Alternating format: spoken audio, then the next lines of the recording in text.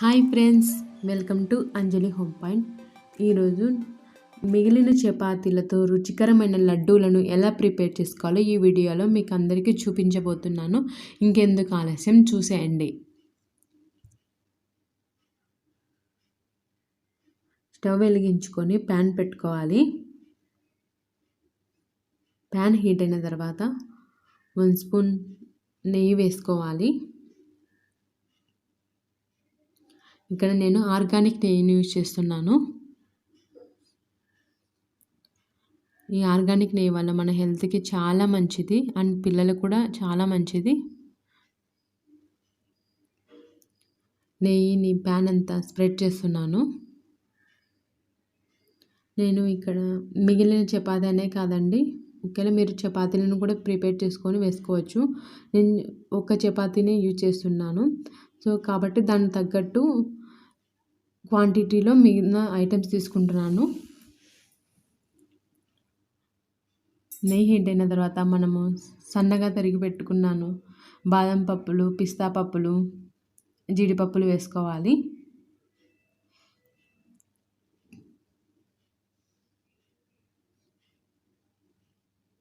ఇలా మీరు ఎక్కువ ఒక 3-4 చపాతీస్ చేసుకుంటే బెల్లం కూడా ఎక్కువ క్వాంటిటీ యూజ్ చేసుకోండి. అండ్ ఇందులోనే ఎండు ద్రాక్ష వేసుకుంటున్నాను. వీటన్ని దూరగా వేయించుకోవాలండి, మంచి కలర్ వచ్చేంత వరకు. అండ్ 1 స్పూన్ ఎండు కొబ్బరి తురుముని యాడ్ చేసుకుంటున్నాను. మంచి కలర్ వచ్చాయి కదండి, స్టవ్ ఆఫ్ చేసుకోవాలి. అండ్ 1 స్పూన్ గసగసాలు యాడ్ చేసుకుంటున్నాను. ఈ గసగసాలు ఈజీగా ఫ్రై అవుతాయి కాబట్టి లాస్ట్లో యాడ్ చేసుకోవాలి.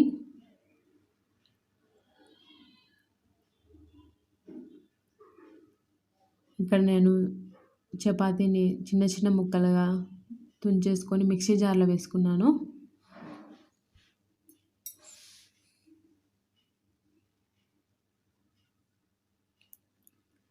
ఇలా తుంచేసుకున్న తర్వాత మనము మిక్సీ పట్టుకోవాలి. కోర్స్గా బ్లెండ్ చేసుకోవాలండి, మరీ మెత్తగా కాకూడదు. వీడియోలో చూపిస్తున్నా కదా అలా. అండ్ బెల్లం క్వాంటిటీ ఒక 30 గ్రామ్స్ ఉంటుందండి. ఇక్కడ నేను ఒక చపాతీనే కాబట్టి దానికి తగ్గట్టు స్వీట్నెస్ యాడ్ చేసుకుంటున్నాను. మీకు కావాలంటే మీరు ఒకవేళ 2 చపాతీస్ యూజ్ చేసుకుంటే ఇంకెక్కువ బెల్లాన్ని యాడ్ చేసుకోవాలి. ఇలా గ్రైండ్ చేసుకోవాలండి. ఇలా గ్రైండ్ చేసుకున్న ఈ చపాతీని ఫ్రై చేసుకున్నాం కదా, డ్రై ఫ్రూట్స్ మిశ్రమంలో యాడ్ చేసుకోవాలి.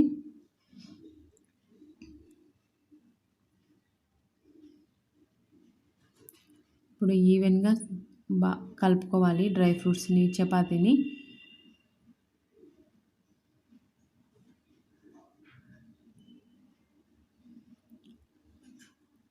ఇలా కలిపిన తర్వాత కొద్దిగా చల్లారనివ్వాలి. వీటిని ఒక బౌల్లోకి ట్రాన్స్ఫర్ చేసుకోవాలి.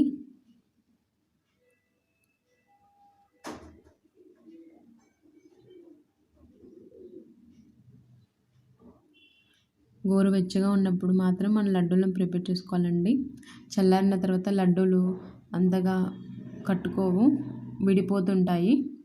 చూడండి, ఇంకా కొంచెం గోరువెచ్చగా ఉంది. వీడియోలో చూపిస్తున్నా కదా అలా లడ్డు ప్రిపేర్ చేసుకోవాలి.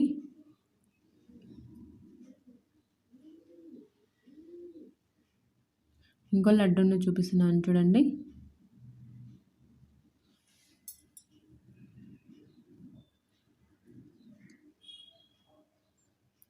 ఇప్పుడు ఈ మిశ్రమాన్ని అన్నిటిని లడ్డూల మాదిరి కట్టుకోవాలి. చూడండి, ఎమ్మి చపాతీ లడ్డూలు రెడీ.